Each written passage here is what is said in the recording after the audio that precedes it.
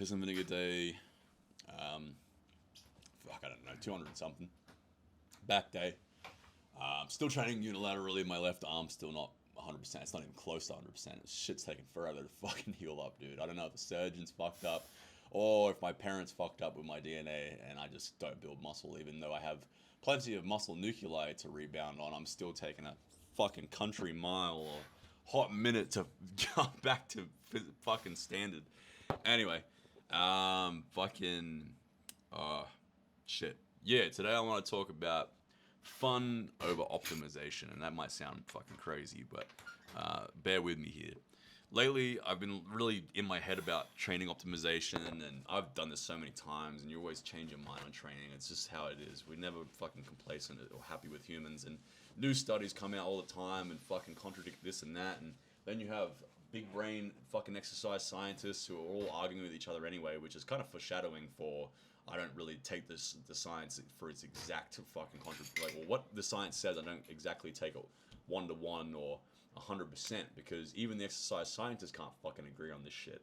Like, if you listen to 5 different exercise scientists, they're all going to say different shit, which then leads me to believe that, well, either the exercise science is fucking off because the studies are off and these exercise scientists, fucking are observing this and thus can't come to the same conclusion, or the science is real and 100% accurate most of the time, whatever the fuck. But the exercise scientists that are analyzing this and putting it into layman terminology and letting you know what's what have their own agendas. One's a bit more on the side of low volume training, like a Paul Carter. And then you have like a Mike Israel, who's like in between. And then you have like a Mendo Hellerman or whatever the fuck his name is, who's like, yeah, no, do like 35, 40 sets, or like Wolf Coaching, where they're marketing a bias, and they're using the fact that they are maybe higher IQ or just obviously more well versed than the average person in exercise science, so they can spin a study or nitpick studies and make their market or niche seem justified. And the same thing can happen with high intensity. I'm always questioning high intensity, but what I'm not trying to do is fucking quit high intensity based off some study showing me that 1 rep in reserve is better than doing a rep to failure because it means you can do more frequency or whatever shit. I don't fucking want to do that even if it was true because I just enjoy training to failure. So what is more enjoyable should be really taking precedent because it creates more adherence, but also life's too short to be fucking up in your head and thinking, oh man, if I do like 2 reps in reserve, then I can train 3 times a week, which means more protein synthesis. It's like, nah, man, like fuck off. Like that shit just... Like, how much more gains are you going to get from that anyway? And the studies don't show that much more gains anyway. It's all theoretical. So today I was really in my head. I'm like, man, like, just shut the fuck up. Like, just have fun. Just have fun with your training. And use the exercise science that you know. I know quite a bit about exercise science. And I have plenty of anecdotal experience being a PT, training different individuals, seeing on average what works best after training, hundreds of people over the years.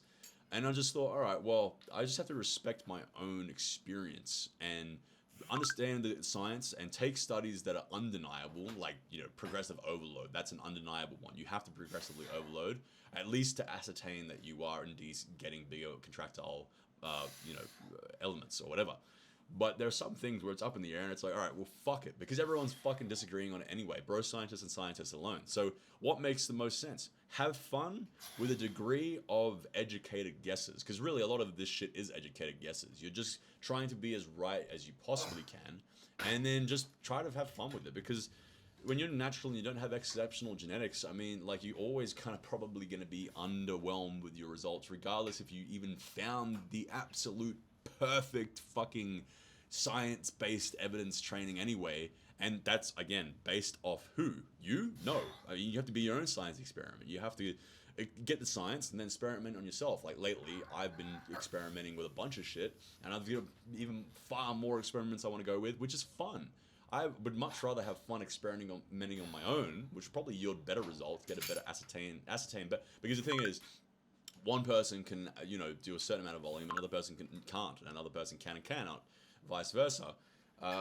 so like really you can go off the science and what it shows one person or the average person, but you might not be average. You might be a workhorse and can do more volume, or an under responder. You need more stimulus to grow, and then the total opposite. You need fuck all to grow, and anything more than that, you're going to start hurting your connective tissues and sort of overtrain. So like you have to be your own science experiment, and that should be the fun of it. Is just get the basic principles, understand that intensity is the main driver. You need a certain amount of volume, you need a certain amount of frequency, you need a certain amount of calories, blah, blah, blah.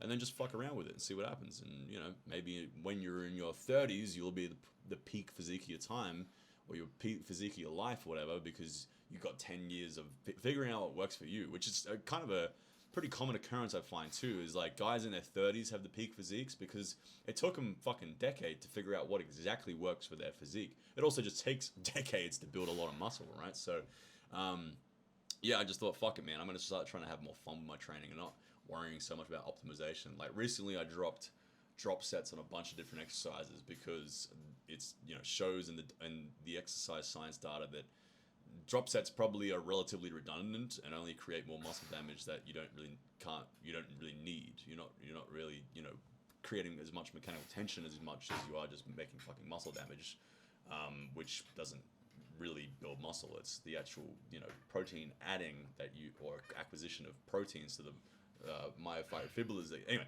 fucking drop sets. I dropped them. Then I'm like, but who's to say they actually aren't that good? Like, who knows? Like, how do I know? This is just based off a few studies, and also they're just fucking fun. So even if I do them and they don't fucking do anything for me, well, it's kind of like a gamble, but it's a fun gamble because even if they don't do anything for me, they're just fun. I like fucking doing crazy drop sets to failure. It's just, you know, it's fun. So lately I was like, all right, I dropped those, but then I was like, nah. Today I was like, fuck that. I'm gonna do some drop sets here and there. Not on everything, maybe somewhere in the middle. Maybe I start doing drop sets on my lighter exercises like side laterals and face pulls or rear delts and stuff. Maybe not on my squats and, you know, cable rows and shit, but still have them here and there, or have them on a unilateral basis. Have one arm that does numerous sets to failure, and then another arm that does one set to failure with a bunch of drop sets, and see which arm grows. Well, in this case, not my arms, because either way, my left arm's gonna grow way quicker than my right, because it's, you know, injured and it's still healing up. But you know what I mean? Like, try to figure out my own scientific experiments to have fun with, in order to ascertain if, just for myself at the very least, if, say, drop sets are actually good and the exercise science is off. Because again, these scientists are always fucking disagreeing. So what's to say that they aren't? You know, it isn't. Like, you know what I mean? I don't know. Fuck. There's been 200 fucking videos. I can't always spit absolute fire every video. You know what I'm saying? Fuck. What was I talking about? Anyway, yeah. We have to. I think also, just when I was like 14, when I first started getting in the gym, I was having so much fucking fun. Shit wasn't optimal at all. I was getting a lot of newbie gains, so that was fun. But like, my training was not fucking optimal, and my gains probably weren't optimal, but I didn't give a fuck because I was just new and having a fun time, and I had that childlike spirit because I literally was a child. I was 14, you know? Whereas now I'm 27 or 26, jaded adult, and I'm fucking I hate life. Nah, maybe a little bit, but I'm like, you know, I've been training today, and I was like, fuck, man, why don't I just have fun? Just like stop worrying about all this shit and worry about other fucking things in my life. Like, I spent a lot of my day worrying about, you know, optimal muscles and not being as big as I want to, you know, body dysmorphia shit. But it's like, you just gotta let that shit go. And I think there's probably an esoteric value to just having fun in your training that probably gives you yields results anyway. Well, esotericism or metaphysical aside, actually, there's plenty of studies that will show that when you are more mentally stimulated and amped and ready to go, you get better results from the gym because you're able to put more effort into your sets and thus recruit more motor units.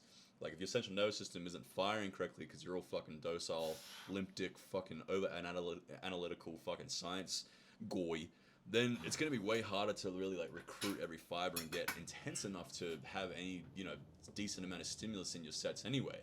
So if you're having fun with your training, you're probably a higher likelihood of being like, yeah, like I'm fucking getting into this shit and going after it and recruiting motor neurons. But out of that, I genuinely believe that if you're having fun with what you're doing, you're probably going to get better results. It's oftentimes the people that don't try or aren't absolute tryhards, they get better results by some, I don't know, metaphysical fucking circumstances where the people who are like absolutely trying so fucking hard and like almost desperate for the answers, they're like almost like I don't know, like in a Apollonian man or whatever versus the Dionysian man. Like it's like the Dionysian man just going with the flow or whatever. Like the Dionysian, the Dionysian fucking gym bro. Like that just has fun with it, right? Actually, that's getting a bit out there. You guys probably don't know what the fuck I'm talking about. But if you do, then you know what I'm talking about. And I don't know, maybe my training, or maybe I within my training needs more of a Dionysian sort of perspective, or at the very least, a bit more of a childlike spirit. I mean, we're missing our childlike spirits in general nowadays because we're all old and jaded and fucking can't have fun or be goofy or silly anymore. Um, Maybe I need to put that into my training also because I try to put that into my life. But yeah, I don't know. Fucking dude, I don't know. Whatever. Who gives a fuck? The thing is, you're probably not. The main point here is you're probably not going to get that much better gains like being like overly analytical over everything. You're probably better off just figuring out, how much frequency and intensity and volume you can get away with, and then just stick with that and understand, and just have faith in what you're doing and see that if you are actually progressively overloading and gaining muscle at a decent rate, that's probably close to as perfect as you have it without steroids or somehow changing your genetics, but also out of training factors. That's something I've talked about in recent topic videos where I was talking about out of training factors and optimizing those, because a lot of times your training is really good, but your nutrition and your sleep and your supplements and shit are fucked, and thus you're just pissing at the wind because like your training's like super Mike Israel up as fuck, and you're like doing crazy mesophyte cycles with deloads and reps in reserve and undulation and all this shit, and it's like, all right, cool, but you don't eat enough protein or carbohydrates or sleep enough. You're just like, well, what's the fucking point? So anyway, have fun with it. Don't get over analytical. This is kind of a video to my own self, really. I mean, but I'm sure there's plenty of people out there that are feeling the same way with their training, where it's just like this fucking low level of anxiety that you're feeling about optimal training, and I'm just not big enough, body dysmorphia, blah blah blah. Just like shut it all out and just have fun, be a kid again. You know what I mean? Anyway, peace out, bye.